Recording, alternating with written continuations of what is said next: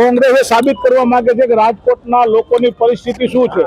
રાજકોટના લોકો આજે કેટલા લોકોને ફ્રેક્ચર થઈ ગયા છે, કેટલા લોકોના હાથ પગમાં વાગેલું છે, કેટલા લોકોના કમરના દુખાવા થઈ ગયા છે, કેટલા લોકોના મણકાના દુખાવા થઈ ગયા છે।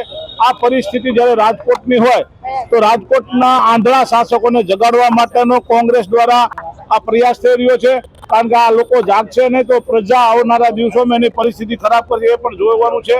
અને અમે અપેક્ષા પણ રાજકોટની પ્રજા પાસે રાખીએ છીએ કે હવે તો બસ કરાવો આ લોકોને, કારણ કે આ લોકો ભ્રષ્ટાચારમાં માજા મૂકી છે।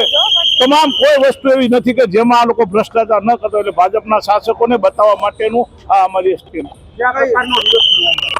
અત્યારે જે આ વિરોધ થયો, ખાડાનો વિરોધ થયો, જનરલ બોર્ડની અંદર રાજકોટના જુદા જુદા રામનાથ દાદાનો પ્રસંગ હોય, રાજકોટના આરોગ્યને લગતો સફાઈ કામદારનો પ્રશ્ન હોય, આ બધા જ પ્રશ્નો અંદર ચર્ચા કરવામાં આવશે અને ચર્ચા નહીં કરે તો એનો વિરોધ પણ કરવામાં આવશે।